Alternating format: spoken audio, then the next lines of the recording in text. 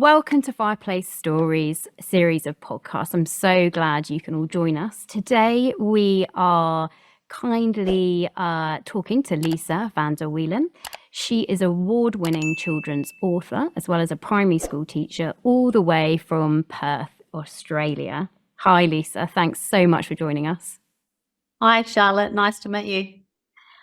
So you have been a children's author since 2017. I believe your first book was The Vegetarian Polony, and then you've written 11 books since then. Is that right?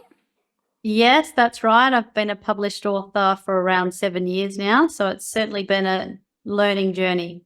Yeah, I bet. And going through COVID as well, which I'm sure was a learning journey its own. Yes, absolutely. Brilliant. And we have read 4 of your books on our channel. So from Aquadog to June to Luna, Lucy and the Planet. So if anyone wants to go and look at those videos, we will put a link in the description below.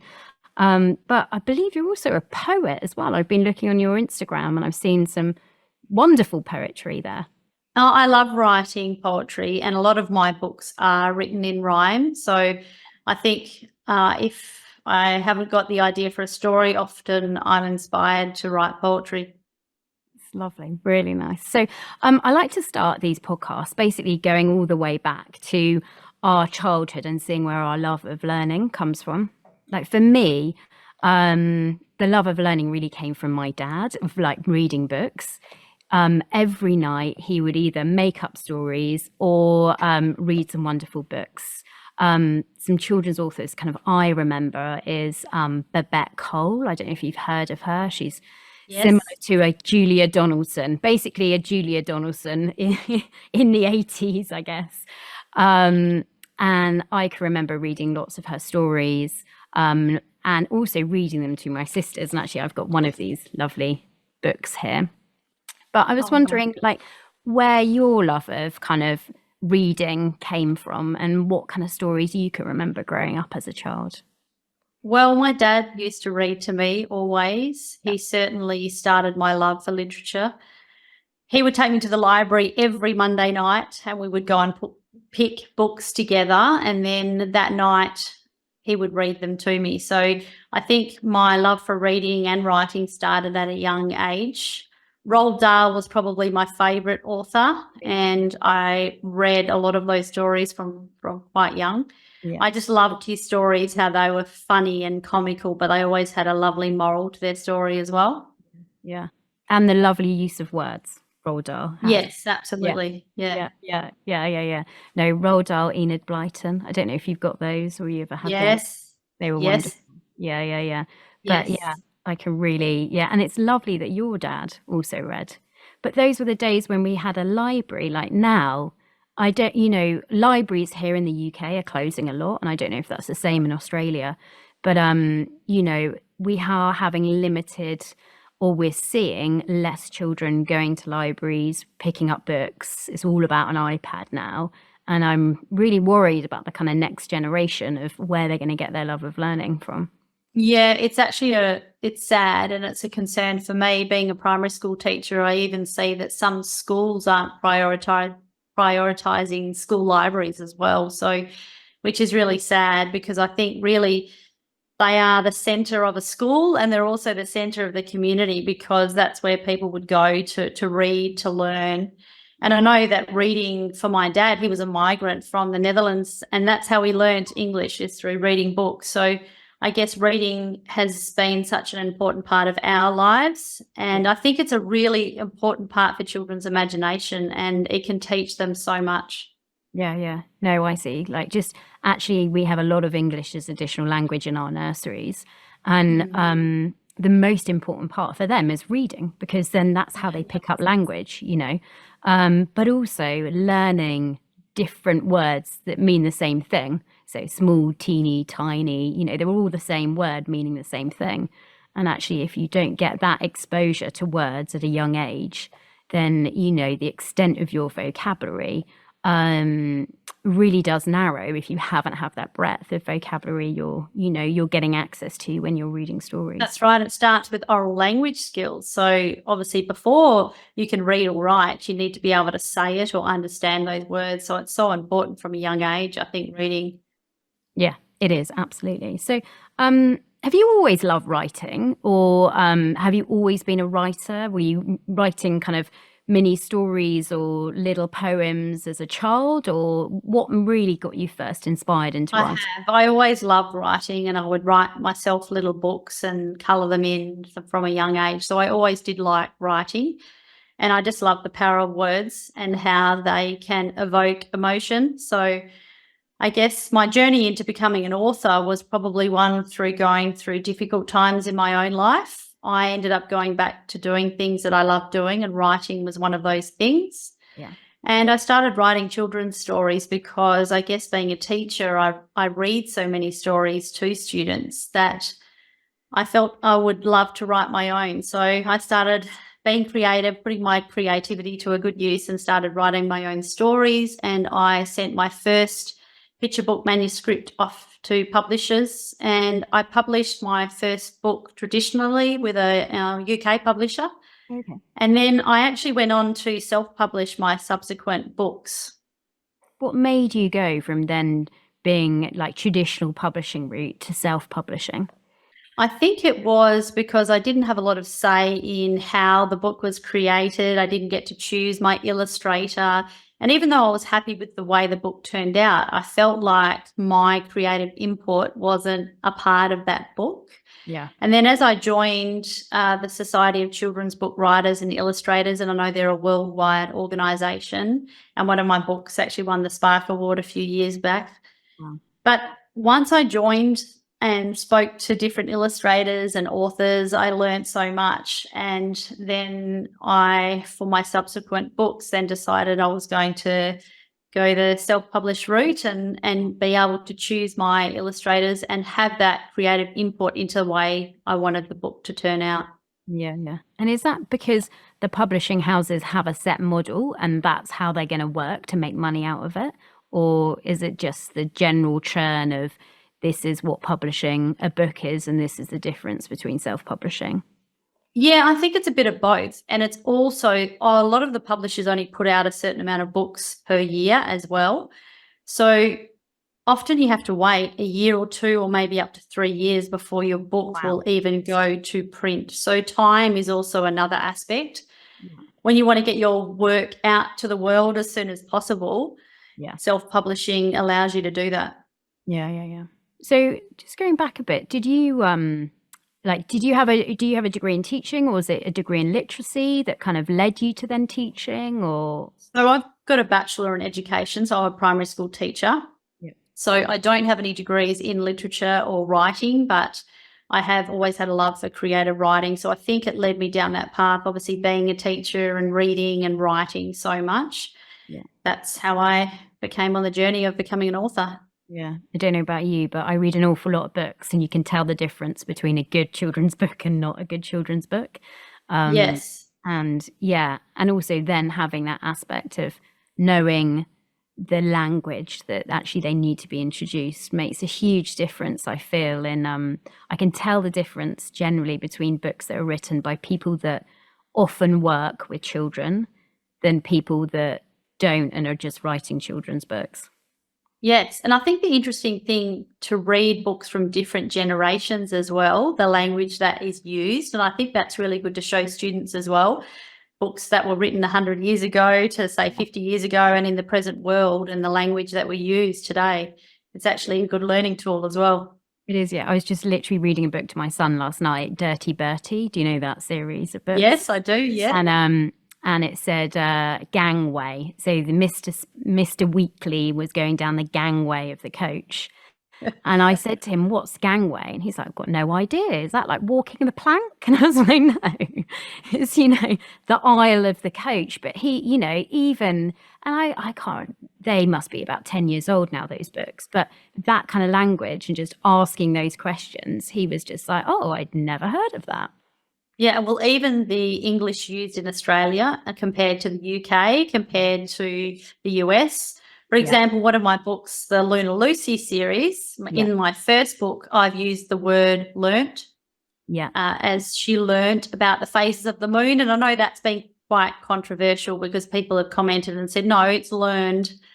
But again, US English compared to UK English, it's very different. So no, that's and dustbin and trash can and all those kind of things. So kind of thinking about when you're starting to write a book, how do you come up with a story? Do you think about characters, or do you have a narrative or a storyline already, or kind of what's your process of starting to write a book? I think for children's books, characters and their names are really important. So often that's the main thing that I come up with first. Or sometimes it just starts with an idea. So for Lunar Lucy, I know that it just became an idea about a little girl who loved to look at the moon.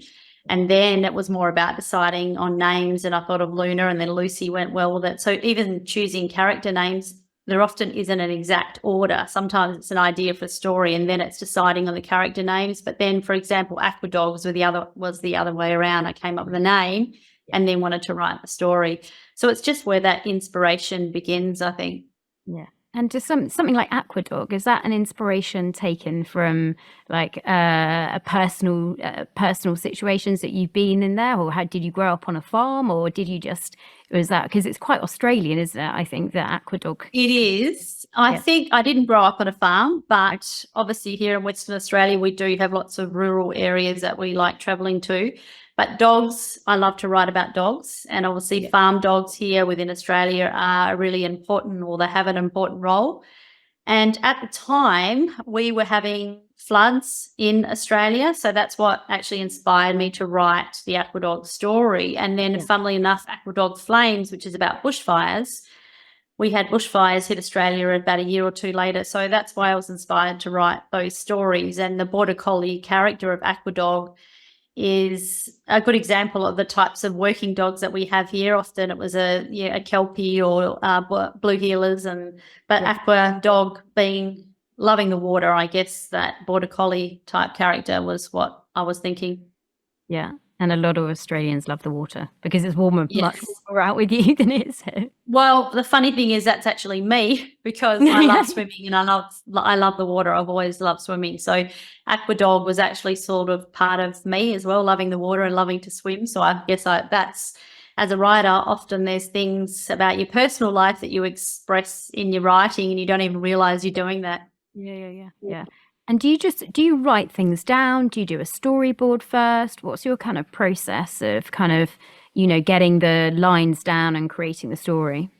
So first of all, normally it's a brainstorm of ideas. So it basically becomes a mind map on paper, and then I will write from there before I actually then write on the computer. So I guess I do the old-fashioned way. I still like to write down on paper and put my ideas down while I've got them in my head, and then I write from there. Nice, brilliant. And things like, I noticed a lot of your books are based on animals. So are animals a really big part of your life? I just love animals, and obviously dogs especially. I love writing about dogs because I feel like they teach us so much.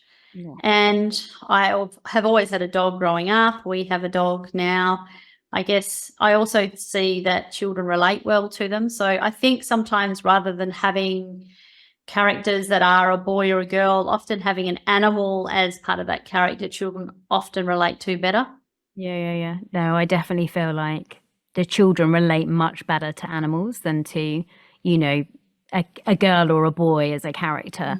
It's that's why I think so many of those books do so well, and a character can then carry on a story as well. So you can have, and it's slightly a bit like you said, Aquadog and then Aquadog Flame, the same character is going through a series of books or challenges in their lives. And it's really lovely to do. So thinking about, obviously, a lot of the books that we read on our channel are self-published authors.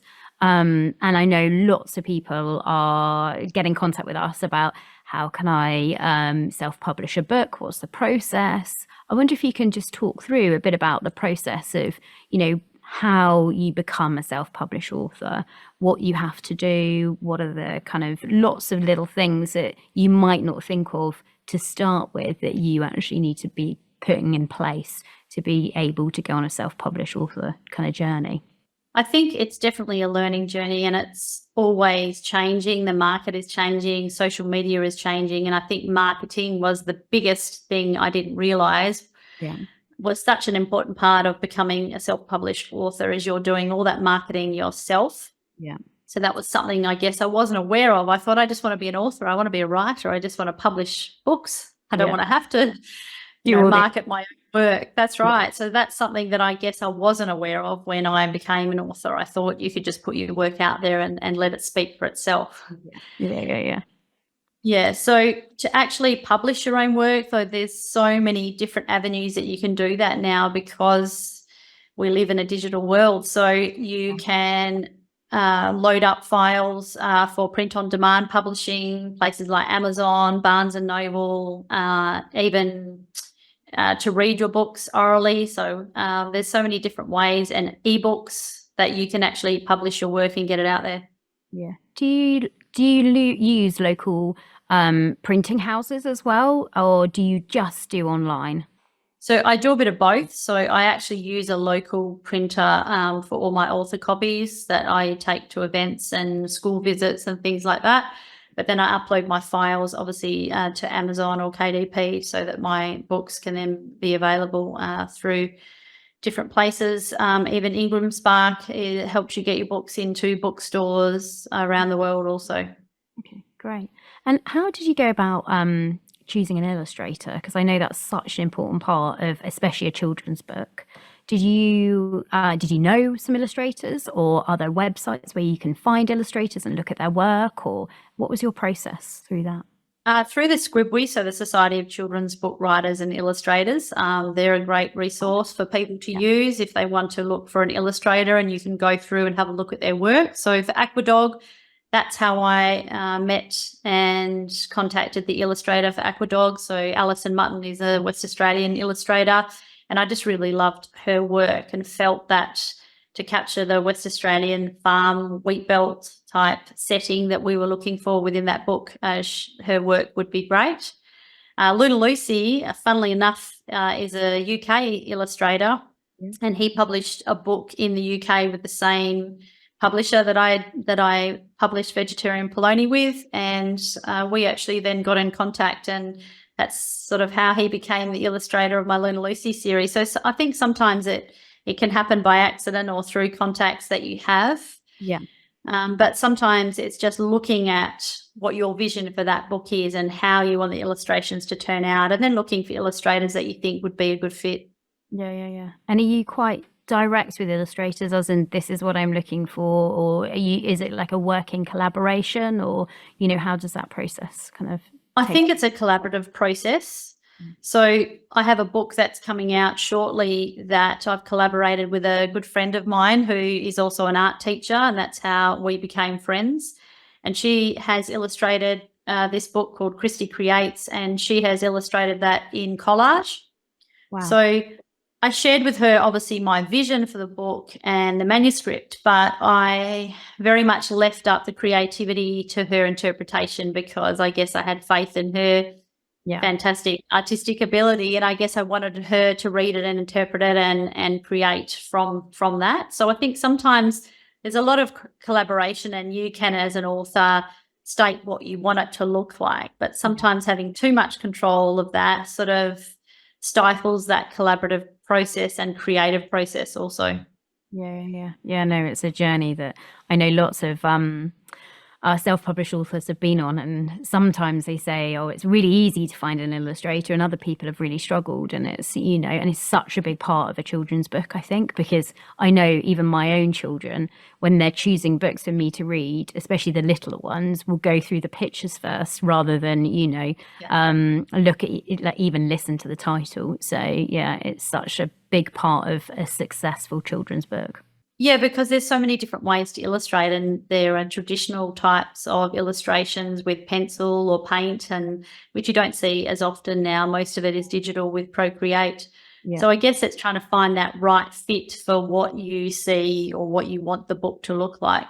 Yeah, because even like we were going back to Roald Dahl, Quentin Blake is Yeah. just such a iconic illustrator. And as soon as you see his His illustrations, style. I always think of, oh, it's a Roald Dahl book. And then when it Yeah. hasn't been, I'm like, oh, right. And a bit like, I guess, Axel Scheffler as well with Julia Donaldson, that kind of, an illustrator is a very important part of, people recognizing the book straight away. Yeah. Yeah. What about things like marketing? Like, what's been the hardest part of, or what you've had to kind of get to grips with marketing your book? Because obviously, traditionally and now, especially since 2020, the use of social media must be huge now and must be a really big marketing tool. Or you having to get to grips with these kind of marketing tools to be able to market your book successfully. Yeah, it's really difficult because it's such an ever-changing market, because now we've got Threads, we've got all of these different social media, TikTok, all of these different things to learn, and there's different rules for every form of social media. So I'm certainly not an expert and I'm still learning along the way. I think you've just got to be open to learning and trying different things. And I think it's about connections and just being sincere and being yourself and putting your work out there, and then slowly building that organic audience. Yeah. And which platforms have you seen the best traction with? Is it kind of TikTok or Instagram or your actual website? What have been the best? I think for me, it's Instagram and Facebook are probably the best. Obviously, there's Twitter as well, or X. But I think Instagram's probably been my best form of social media and sharing my work. Yeah. And do you concentrate a lot on kind of consumer to consumer, or do you then go out to kind of schools in your area and do book readings and things like that? Yeah, so I always do a lot for Book Week here in Western Australia. I'm not sure if you have Book Week in your parts of the world.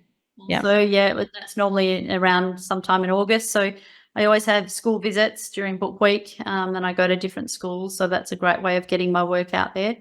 But I probably could do more of the school visits, but being a teacher and already working in schools, I often don't have a lot of time to do that. So obviously book readings, like you've done with my books, are a great help as well, because it's just getting your work out there. And I guess being a teacher, all of my books have an educational aspect to them. So I try and create educational resources that teachers can download themselves and use along with the books, because I know how important that is, being a teacher. Yeah. No, that is really important. And actually, we've done one of your books for themes actually of our in our nursery, and it was so nice that you could have the downloadable resources, which then again creates another kind of market. And we obviously put come and watch the video on our channel, and then actually that then hopefully drives traffic to people to buy your books. And it's now I guess as a self-published author, the world is your oyster compared to even 10 years ago, where really it was so much harder to self-publish a book and get it known across the world. But now there's so many places where you can market. It's almost too many needles in a haystack on which one you have to concentrate on first. Yeah, that's right. So do you have any new books coming up at all? Well, Christy Creates is coming out soon. That's the book it's a STEM-based book about creating. Yeah. I also have Luna Lucy and the Stars coming out. So Joseph Hopkins is illustrating that. So that'll be book 3 in the Luna Lucy series. I've just released a book, Rosie, which is book 1 in a little chapter book series. Nice. So I've actually illustrated this book myself. So I've actually had to learn to use Procreate. So I'm hoping to get lots of these books out. I'm hoping to do probably 10 in the series, but I've got lots to learn in the illustration aspect. What made you want to illustrate them yourselves? Have you always had a love of like drawing and art? Yeah, I do. I really like all the creative stuff. So I love painting and drawing, and I guess I've never focused on those too much. I've mainly focused on the writing, but once I've become a self-published author, I've realized how important that is for a book also. So it's a skill that I've wanted to learn and improve. So, and this book is about my dog, Rosie. So I think I was inspired to actually learn how to illustrate, and I guess because I know my dog so well, and I felt like I could be in charge of those illustrations. So yeah, you understood her characteristics and her small nuances that make Rosie Rosie. yeah. What age is Rosie based for? What age group is the book? So it's a early chapter book, so probably ages 6 to 10. Nice. Yeah. And Luna Lucy again is at that kind of preschooly kind of 3 to 5 age Yeah, group. Yeah. that's right. Yeah. And then Christy, what was it called? Christy Creates is a picture book, so that's going to be very similar, probably ages 3 to 6 at least. Yeah. And do you mainly concentrate on that age group? Or I saw that you had a kind of early teen book out, didn't you, as well?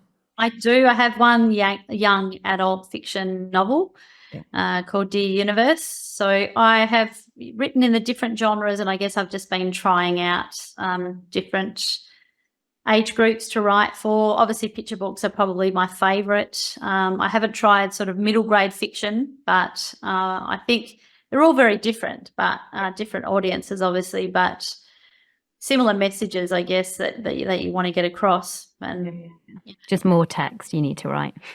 That's right. And obviously you're being a published author alongside having a job as a teacher as well. So how do you manage and juggle your time? Because you've also got 2 kids in there as well. Yeah, so I work part-time. I work 3 days a week as a teacher. So, and then I dedicate those other 2 days to my writing and marketing my books that I do have out there. But I think it's just making time for that creative time, which is often a balancing act and a juggling act when you're a mum with kids and working and running your own business as well. So it's always a juggle. Yeah. But it's just trying to make time for that. Yeah. Do you have a writing room at home, or do you go off on kind of writing retreats ever, or do you do anything like that to kind of really carve out that time? I've got a study that I will write in, but often I go outside. I like to be outside and outdoors. I've got a lovely backyard that I like to sit in sometimes and be creative. Yeah, nice. And one other thing, like I feel in children's books, the ones that I know that I guess are much more successful with the children than others are generally kind of those rhyme and rhythm books where it's almost like a kind of nursery rhyme, but in a story format. And do you think that's really important for those kind of younger age children's books to be much more like that rather than just a normal storybook that you might do for a kind of 6 to 8-year-old? I think children love rhyme, and I think that they remember the story more, or they want to read it again when there is rhyme. So I know that my first few books have been in rhyme, and I love writing poetry. So I do love writing in rhyme. Yeah. My book Little June is not in rhyme, and that was actually difficult to write because it was my first picture book to write without rhyme in it.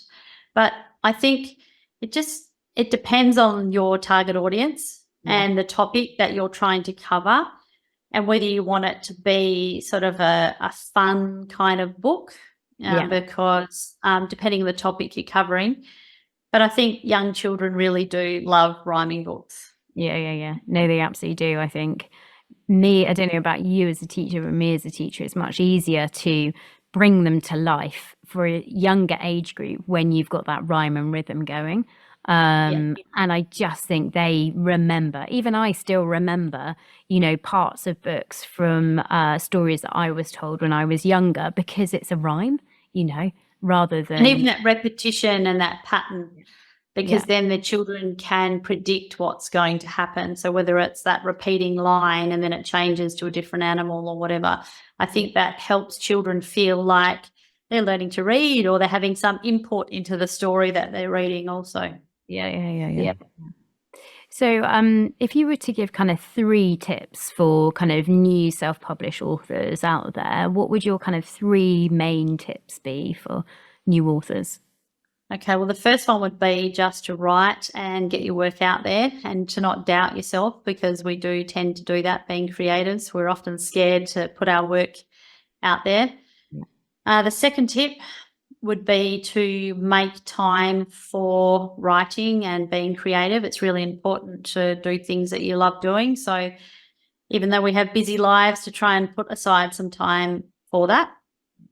And thirdly would be to make friends and connections with people within the industry, because I know for me, when I was starting out, it felt quite isolating being a published author and not knowing much about the industry or not knowing many authors and illustrators. So actually making those connections, getting involved with some groups of authors and illustrators and events, maybe going to some book launches, getting to know local bookstores, and those little connections can then grow into bigger connections, and then you start to learn a lot from the industry. Yeah, getting to know your industry, the ins and outs before you kind of dive deeper into it. And I actually think it's really important having that kind of peer-to-peer connection as well. I know in like here in the UK, I know a lot of authors get together on a regular basis, and even though they might be competitors, I guess, in a same genre or age group, actually it's just you're all going through the same problems at the same time, and just being able to connect with people, especially when you're starting off as a self-published author, you know, oh, I've had a real issue with getting my book out to, you know, the distribution, and then someone will say, oh, well, no, have you used this and this, or oh, I can't do this with the illustrator, or, you know, they're so important. And actually, if someone has been there and done it and had the problem themselves already, and if they're happy, you know, they're normally happy to share that problem with you. It's like having that like network of people around you to be able to succeed. The writing community is actually really supportive, I've found, and on all the social media platforms. So joining some Facebook groups for children's book writing or illustrators has been really good. Yeah. On all the platforms, all the writing community is very supportive of each other and their work. So I think, yeah, getting involved in those communities is a really good thing. Yeah, yeah. Brilliant. Well, thank you so much, Lisa, for joining us today. We will put links of all of Lisa's new books that she's spoken about, some of the maybe the writers, the author and writers charity, society that you mentioned. Yeah. Link in there. And then obviously as soon as Luna, Lucy and the Stars come out, let us know, because we definitely want to be reading that on our channel. Right. Thank you. Thanks so much for having me. Yeah, thank you.